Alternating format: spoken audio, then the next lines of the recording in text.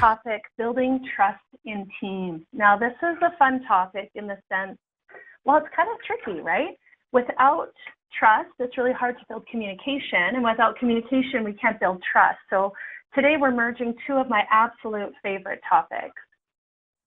Now, we look at trust as ripples, right? As a wave, and that first wave is self-trust. And that's a little message I took from Stephen Covey's baby, Stephen Covey. He has a book called The Speed of Trust. That's Stephen M.R. Covey, The Speed of Trust. It's a goodie. So he says that trust is like the ripples in a pond. It begins with you in the middle and then spreads out to the world at large. So we talk first about self-trust. Are you trustworthy? Do people trust you? Right?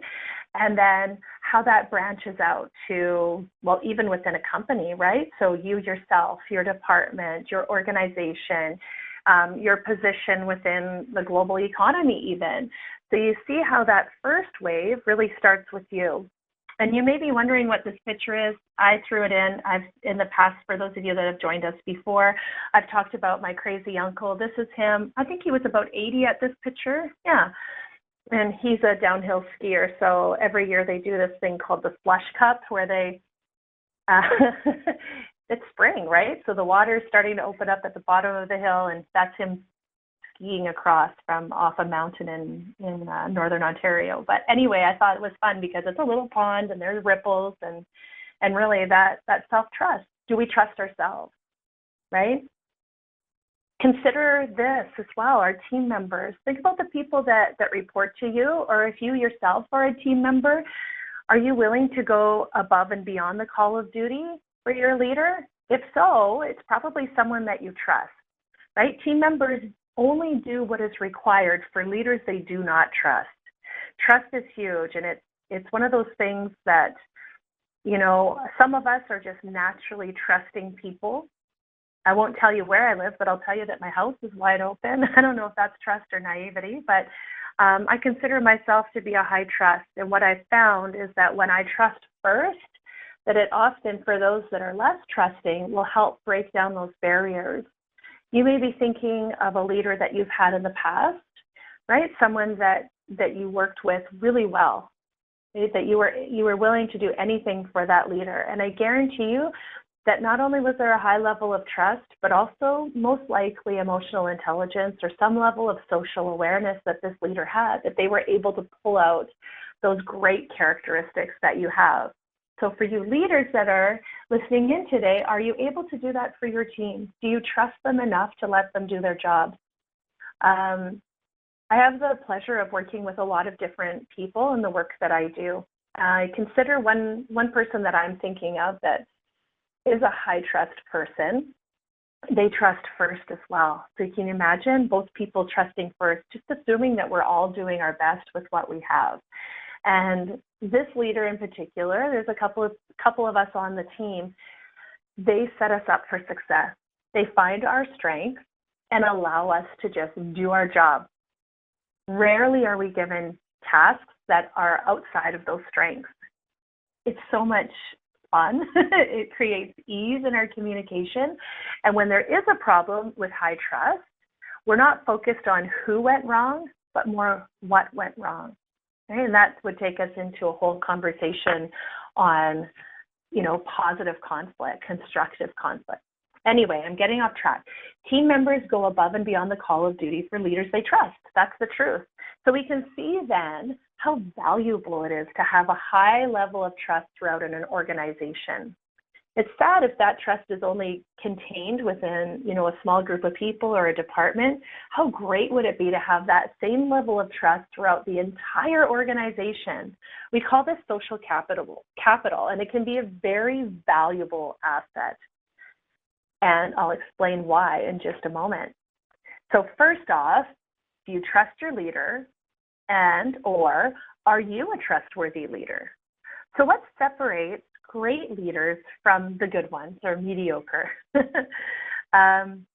If you're like I am, I've had a few jobs along the way, and I've had varying levels of great leaders to good ones to ones that, you know, really I kind of wondered if they had a second job. they actually would leave the building and not really come back. And so that was high trust towards us, I guess, to get our job done.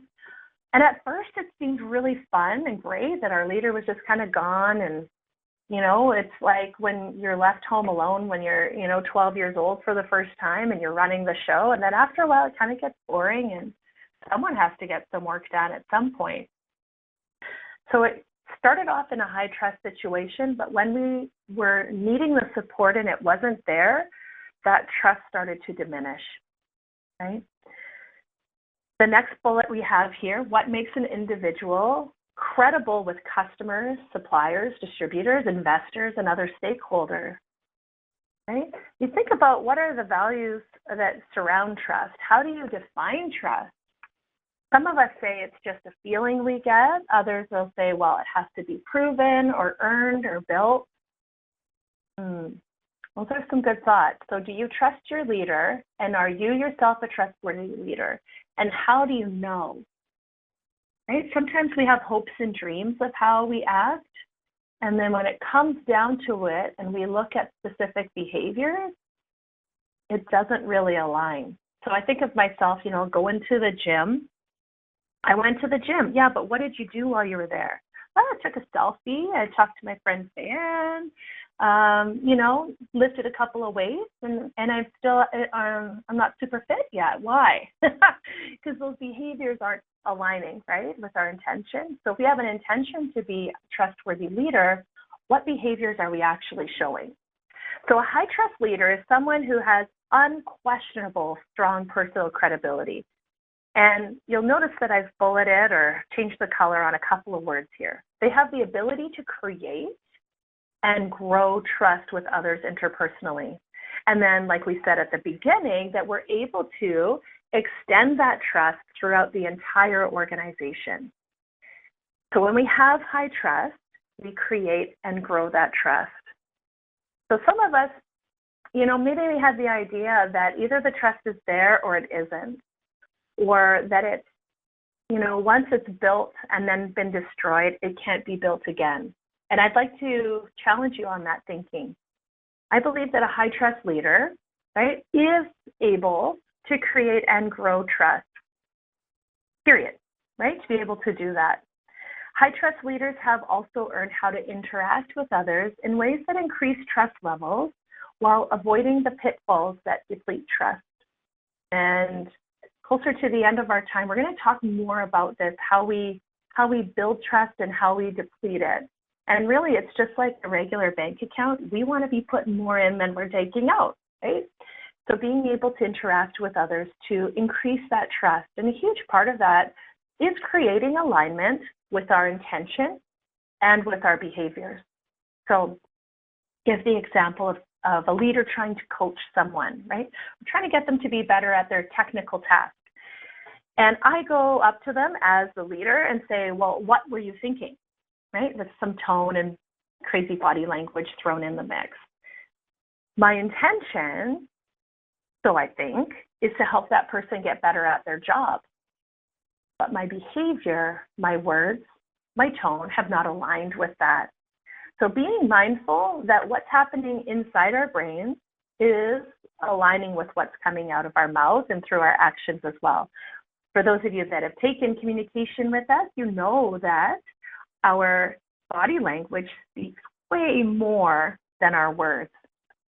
So high trust leaders also recognize that trust, or the ability to trust others, starts with them from the inside out. So you'll see this cute little cartoon. What we see, kind of this idea of aligning with our inside to match our outside. This is a great picture to depict that, right? So the fellow looking in the mirror sees someone well polished and nicely dressed.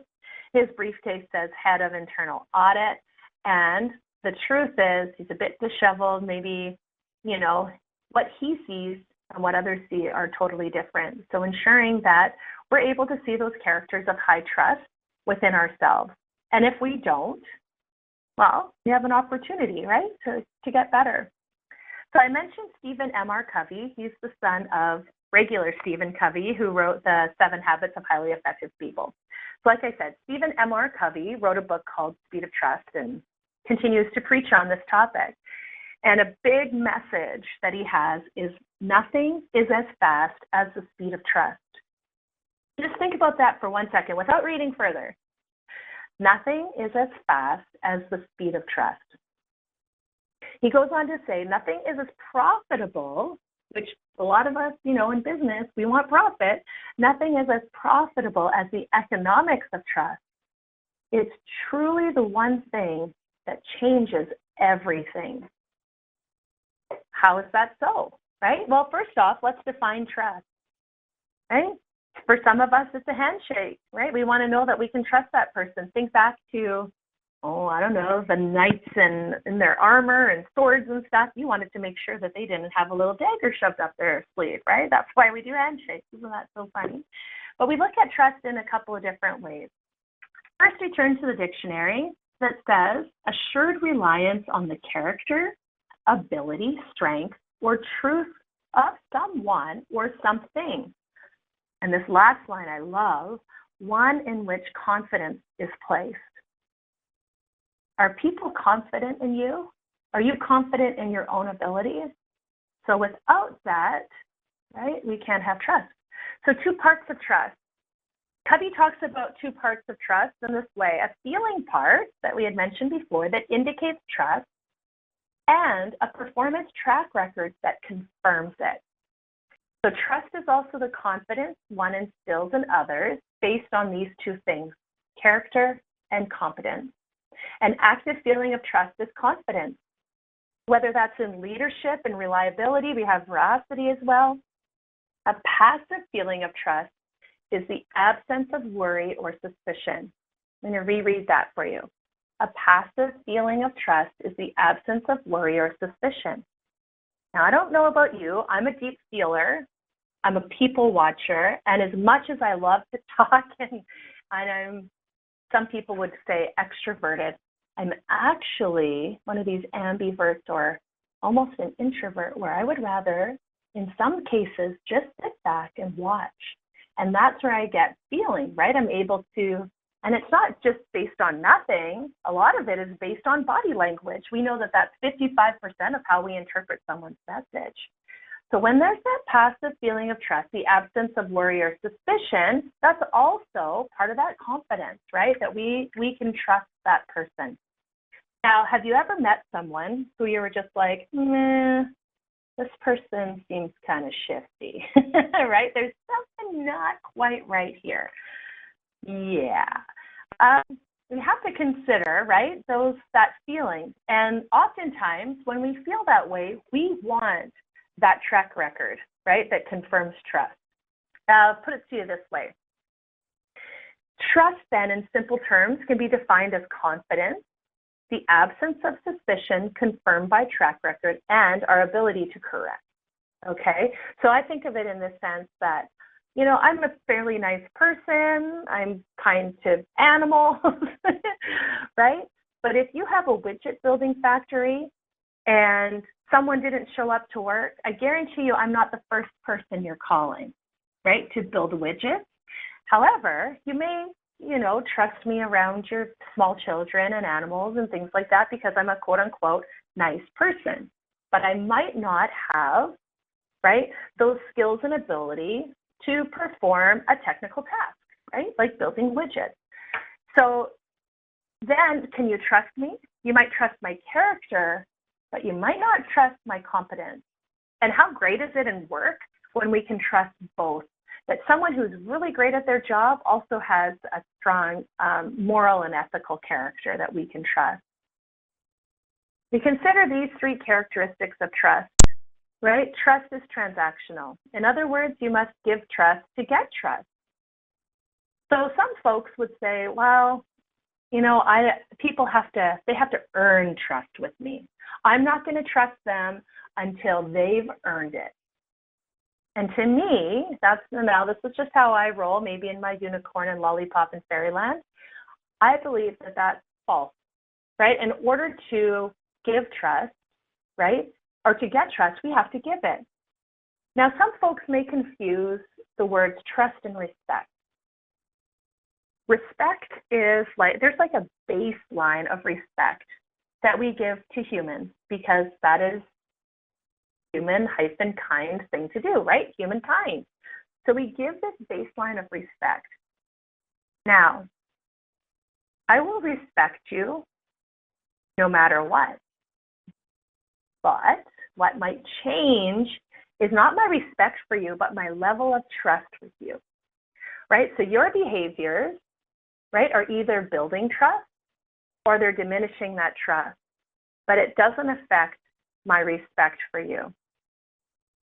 Trust can be built incrementally over time. We can continue to add it. And like we said off the top, trusting others begins with trusting yourself.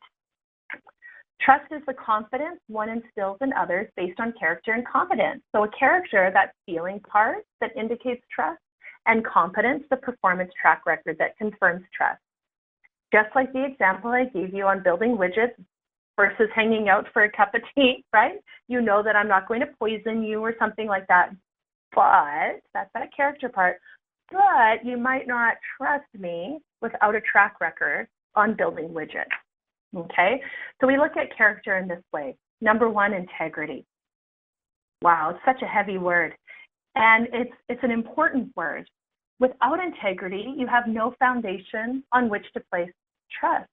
So integrity, some folks would say, well, how do you define integrity?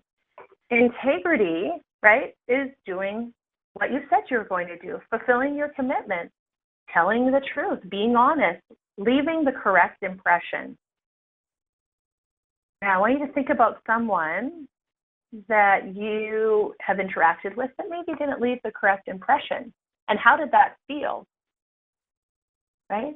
Dale Carnegie said, we are not creatures of logic, but we are creatures of emotion. And often that emotion brain takes on before the thinking brain. So making sure that we're leaving the correct impression as well. So we look at integrity and intent.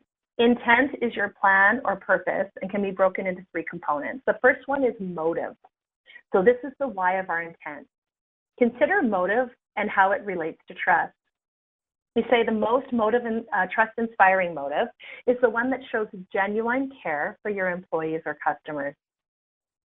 Right? Have you ever been to a business and they said, you know what, we don't have this product here, but if you go to this company, which is their competitor, you'll find it. I love that. You know what? I'm coming back to you day after day because you have shown genuine care for me as a customer. If your motive doesn't have this, then be prepared to pay a trust tax. We'll talk about trust tax in just a second here. So motive, the why of the intent. Agenda. What do you intend to do based on your motive? So you take your motive and build the agenda. The agenda that inspires the greatest trust is mutually beneficial. Now, some of us, unfortunately, have been the victims of hidden agendas, right, or personal agendas. And that's where often we'll see an erosion of trust. Okay, so consider what your agenda is, and is it mutually beneficial? That's how we're creating trust. Number three is behavior. Now, this is the actual action that results from our combined efforts with motive and agenda. The behavior that inspires the greatest trust is acting in the best interest of others. Okay, so you see how that totally relates into agenda. How are you actually behaving? Right? We said earlier that we might not know someone's intention. We might not even know how they're feeling. All we have is behavior. So words, tone, body language. How is that behavior inspiring trust? Okay, so consider that. I find, especially in training and coaching, on-the-job coaching and things like that, our intention, right, like I said earlier, is to help people get better, but what is the behavior showing? And same thing for the people on our teams. What behavior are they demonstrating that's inspiring trust, right? It's that second wave. Next, we talk about competence. So character, motive, intention, all of that stuff, behavior and competence. Do you have the ability to accomplish the required task? And this is critical. Do you have the talent, the attitude, the knowledge, and the style? Now, some of us grew up with the idea that we should fake it till we make it. That's not exactly how we're going to build trust, right? We need to have the knowledge, the style, the attitude, and the talent in order to show our competence. And lastly, results.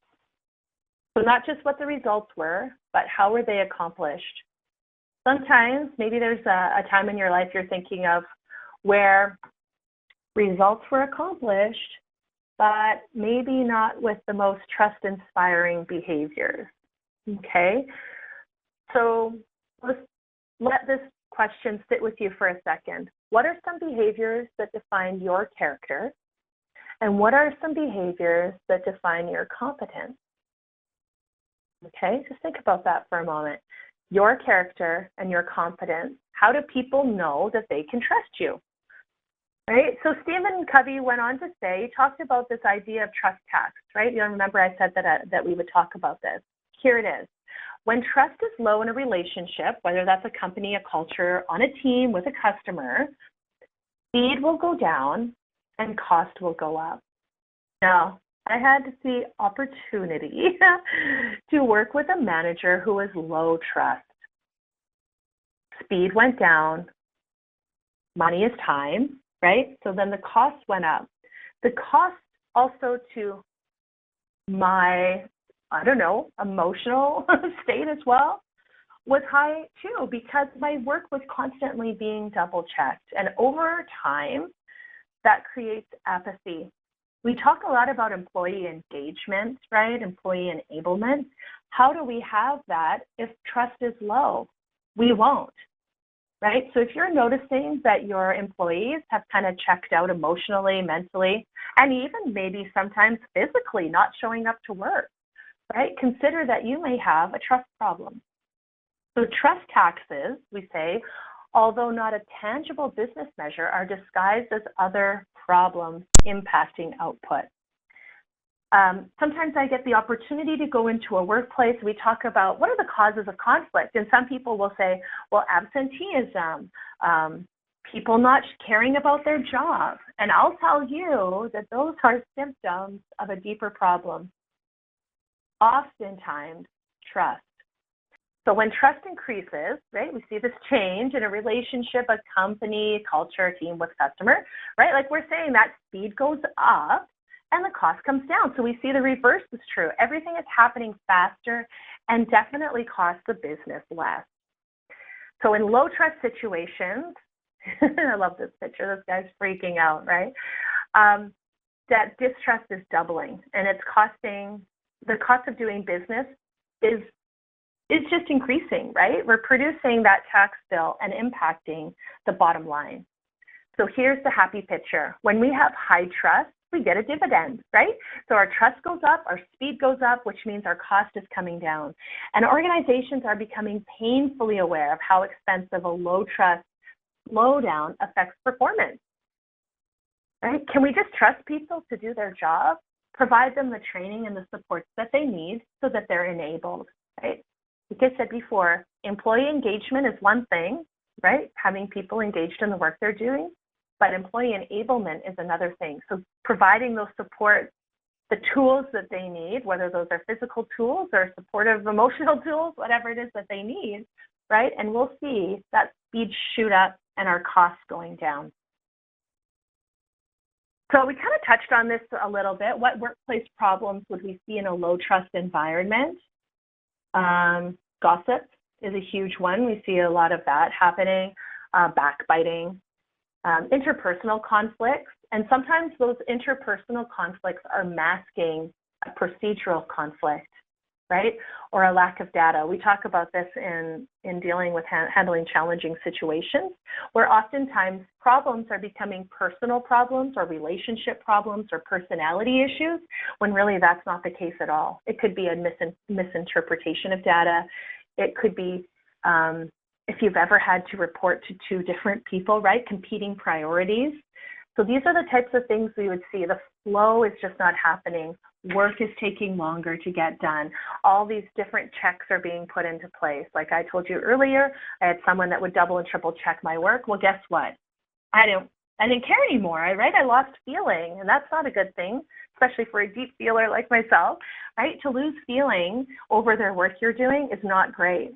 So we might even see absenteeism, people not showing up, or presenteeism, people showing up, but they've checked out emotionally and mentally. They're no longer, available.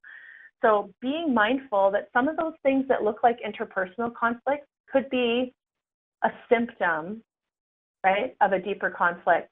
Often that's what we find, that the things that seem like conflicts are actually symptoms of deeper issues. Now, we talked about this idea of putting in more than we're taking out when it comes to the emotional bank account. So every time we express our faith in someone else through trusting them to do their job, or even acting on their input, or just listening when someone needs to talk, you're making a deposit in the emotional bank account that you have with that person. Okay? So consider that. And it's not about, keeping tabs of how many nice things this person has done for me.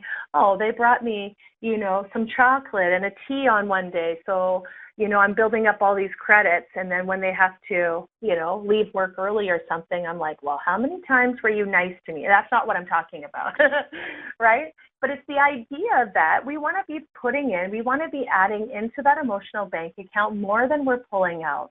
So some behaviors that would inspire trust, right, is integrity, doing what you say you're doing, following up, effective communication, admitting mistakes, right? These are all ways that we inspire trust. We're not perfect. And so when we do mess up and we make mistakes, correcting them, being aware of them, and the big word that's ringing in my head right now is humility. So having humility is also a great way to build trust. And to have confidence. Humility isn't one of these things that's negative. Maybe in the past we've viewed it that way, but humility means, knowing who we are, understanding the impact of our behaviors, and reconciling that. So if you're finding that you're taking a lot of withdrawals, right? So those withdrawals are dropping the ball, making mistakes, being disrespectful, right? Making sure that we're owning that and correcting it so that we're not living in that land of a depleted emotional bank account. How do we inspire others? It's through that alignment of our intention, what we think we're doing, and then what we're actually doing. The truth is, trust impacts us 24 hours a day, 7 days a week, 365 days a year. I guarantee you, if you cracked open a newspaper today or online, a lot of the news that we see deals with mistrust. Right? Think about a political leader. How many of us can say we trust the political leader? I don't know, right? Maybe we trust some things or some actions, right? But maybe we don't trust them all. We talk about trust and value. What kind of value are you bringing to your organization? Are you a trustworthy person? Do you trust yourself? And how does that trust, consider that this week, how does my self-trust ripple out to societal trust? Okay? Trust has a tax to it, like we said. If we're living in a low trust society, costs are going up, productivity is going down. Take a look at the people that you work with. Do you trust them, and do they trust you? My hope is that this week, as you look out and look up, that you'll be able to see trust and be able to develop it more and more. And like I said, even when trust has been eroded, and although it will take a work and time and effort, that trust can be rebuilt, right? So go forth and be awesome, everybody. I hope you have a great